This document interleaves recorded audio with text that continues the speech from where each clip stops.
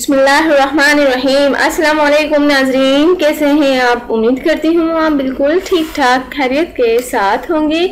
नाजरीन, आज मैं आपको ख्वाब में शीशा यानी आईना देखने की ताबीर बताती हूँ।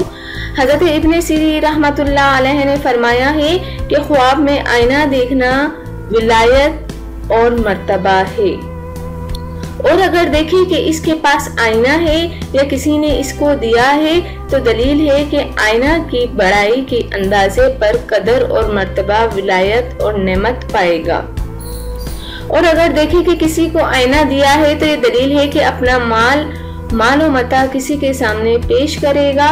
और अगर देखें कि चांदी के शीशे में निगाह करता है तो ये दलील है कि आप अपने मर्तबे और इज्जत को नफरत की निगाह से देखेगा, क्योंकि ताबीर बयान करने वाले चांदी के शीशे को बुरा ख्याल करते हैं।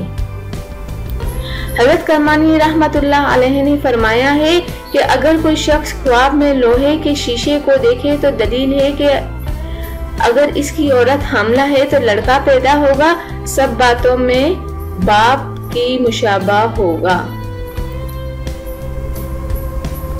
मतलब वो उसकी जो लड़का होगा उसकी पूरी सूरत बाप के ऊपर जाएगी।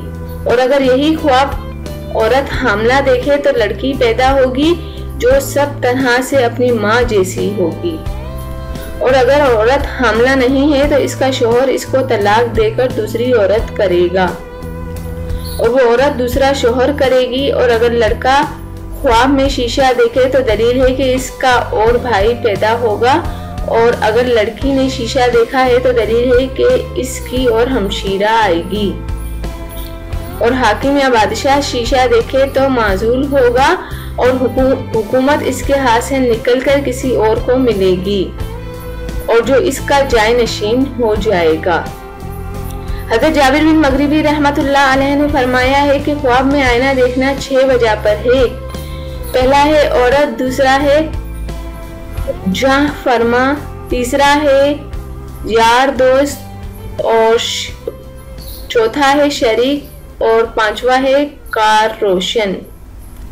और ये भी आपने फरमाया है कि अगर गरीब आदमी ख्वाब में आईना देखे तो इस अमल की दलील है कि औरत और बुजुर्ग ही पाएगा। अगर लड़की देखे तो इसकी शादी होगी और शौहर के नजदीक एजाज और गिरामी होगी।